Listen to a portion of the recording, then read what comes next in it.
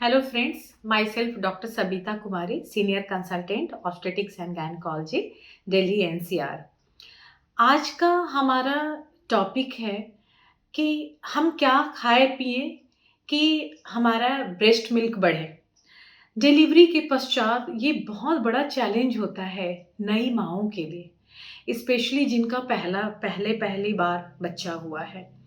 Second बार भी होता है, कई बार थर्ड प्रेगनेंसी के बाद भी, डिलीवरी के बाद वो माएँ पहले वाली चीज़ें भूल जाती हैं और कहते हैं ना कि हर प्रेगनेंसी की का सफ़र जो होता है, एक प्रेगनेंसी से सेम पेशेंट में अलग होता है, ठीक है? तो कई बार होता है कि कई बार महिलाएँ बोलती हैं कि मैडम दूध तो आ नहीं रहा है, दूध बन नहीं रहा है, मैं पिला पाऊँगी कि नहीं पिला पाऊँगी? बच्चे को दिक्कत होती है, बच्चा दूध के पास जैसे ले जाती हूँ, बहुत रोता है, बहुत परेशान होता है, कुछ दिक्कत हो रही है, कुछ हमें परेशानी सी, उलझन सी होती है ब्रेस्ट फीडिंग का। ब्रेस्ट फीडिंग के लिए एक सबसे महत्वपूर्ण बात है, जो कि बहुत लोगों ने इस पे वीडियो बनाया भी है और आपको ये जानना भी है। आज मैं बताऊँगी कि वो कैसे पॉज़िटिवली रिलेटेड है। ठीक है, ये पॉज़िटिवली रिलेटेड है कि आप जब ब्रेस्ट फीडिंग को लेकर स्ट्रेस में होते हो कि नहीं, मुझसे फीड नहीं कर पाऊँगी, दूध नहीं बन पाएगा, कैसे बन पाएगा? मुझे तो बहुत कमज़ोरी लग रही है, ऑपरेशन सिज़ेरियन डिलीवरी के बाद या नॉर्मल डिलीवरी के बाद, मुझसे नहीं हो पाएगा। सबसे पहली बात है कि आप जब स्ट्रेस में होते हो, तो स्ट्रेस में कुछ हार्मोन निकलते हैं, स्ट्रेस हार्मोन। वो दूध की सप्लाई को अ, वो दूध को बनने नहीं देगा। तो सबसे पहली बात है कि आप बिल्कुल स्ट्रेस फ्री रहें। ये इसका बिल्कुल साइंटिफिक बेस है, ठीक है? ये बात मैं बताना चाह रही हूँ कि आप जो थिंक करते हो, नेगेटिव थिंक करोगे तो स्ट्रेस हार्मोन बनेगा। स्ट्रेस हार्मोन का नेगेटिव इम्पैक्ट होता है कि ब्रेन के पास वो नेगेटिव, ब्रेन का जो कंट्रोल सिस्टम है, जिससे जो कि ऑर्डर करता है ब्रेस्ट ग्लैंड्स को कि मिल्क बनाओ, बच्चे को पिलाना है।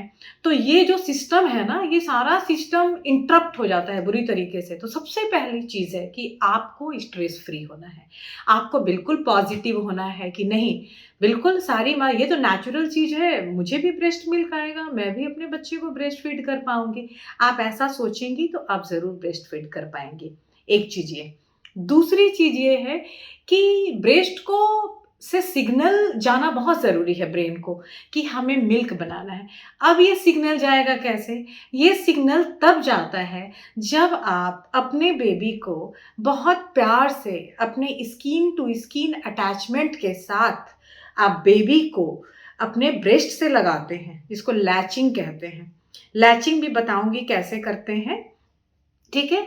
वो लैच जब करते हो आप, तो ब्रेस्ट के नर्व से सेंसेशन जाता है ब्रेन को।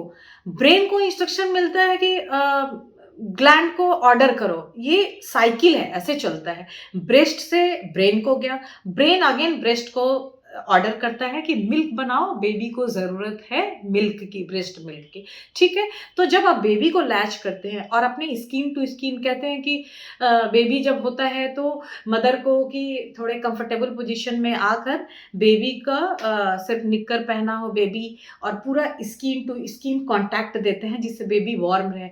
इसका तो बेबी को वार्म तो आपका मिलता ही है, साथ के साथ क्या होता है, बेबी को क्या फ़ायदा होता है कि बेबी बहुत आनंदित हो जाता है। वो वही चीज़ महसूस करता है, इतने 9 महीने आपके गर्भ में रहा, वो उस चीज़ को, गर्माहट को महसूस करके वो बहुत कंफर्टेबल होता है।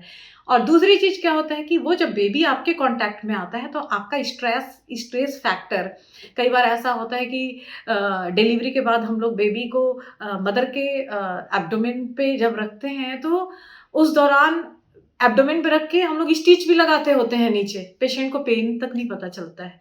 मतलब ये इतनी अच्छी चीज़ है, तो क्या है कि आपका सूदिंग काम, तो स्ट्रेस हार्मोन का तो यहाँ नामो-निशान नहीं होता है, इसलिए बेबी को अच्छे से आप लैच करें, ब्रेन को सिग्नल जाएगा, मिल्क बनेगा। तो मिल्क बनने का ये तीसरा क्या है कि 9 महीने में बेबी आपके ही रिसोर्सेज़ से बना है।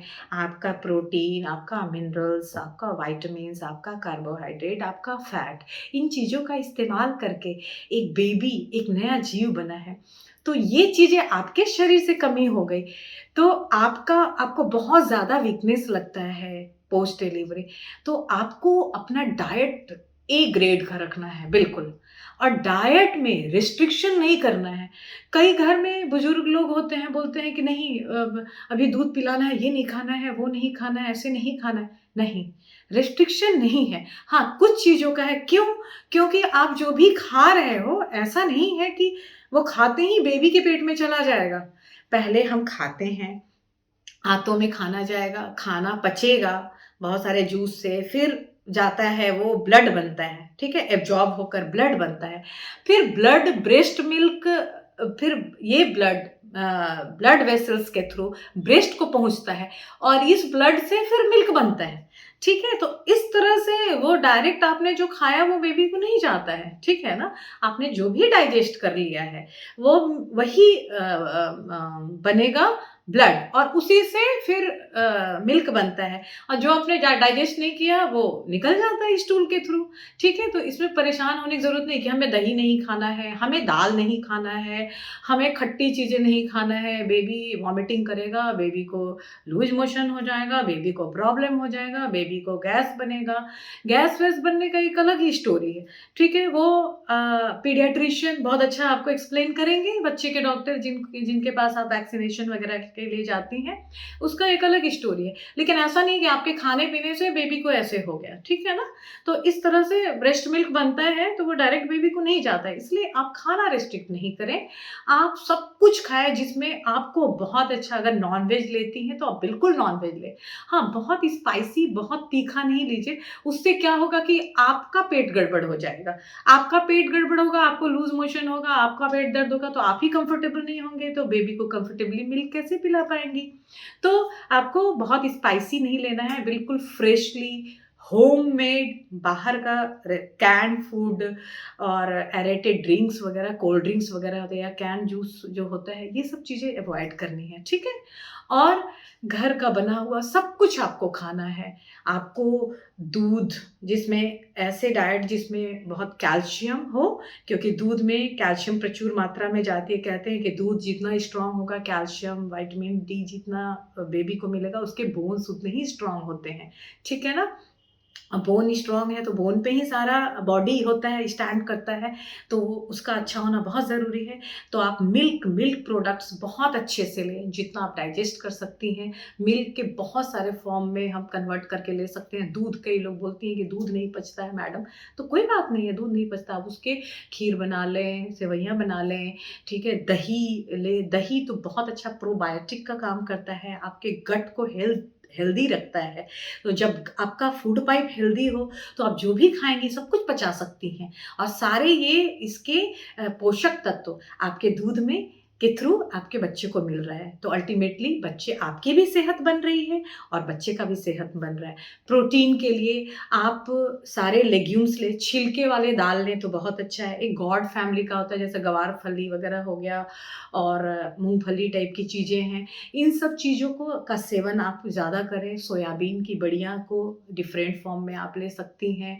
छिलके वाले दाल, सारे दाल लेना है। दाल से ऐसा नहीं, कुछ चना दाल या उड़द दाल पेशेंट ही बताती है कि वो डाइजेस्ट नहीं कर पाती, तो ठीक है वो नहीं लीजिए। उसके अलावा बहुत सारे दाल दाल हैं, सबको मिक्स करके अच्छे से कम आपको 3 से 4 कटोरी दाल लेनी चाहिए। मिनिमम 3 तो लेना ही चाहिए। एक बार जब बनता है तो आप पी लें, फिर खाने के साथ फिर रात में भी आप ले लें, ठीक है? और नॉन-वेज लेती हैं तो non veg is very good, they are very good source of protein. तो आपको प्रोटीन मिलेगा, बेबी का मसल्स जो होते हैं प्रोटीन के बने होते हैं मोस्टली, तो वो भी आपको चाहिए। हरी पत्तेदार सब्जियाँ में सारा मिनरल्स एंड विटामिन्स होता है, जो कि बेबी के ग्रोथ के लिए, एक्टिव रहने के लिए बहुत ज़रूरी है। वो आप लें, 2 से 3 कटोरी हरी सब्जियाँ खाएँ, साग खाएँ, चटनी खाएँ, ठीक है? और सिट्रस फ्रूट, संतरा, मौसम्मी टाइप की चीज़ें पहले भी मैं बता चुकी हूँ। सारे फ्रूट्स आप खा सकते हो, इवन आम के सीज़न में आम भी खा सकते हो, कोई रिस्ट्रिक्शन नहीं है।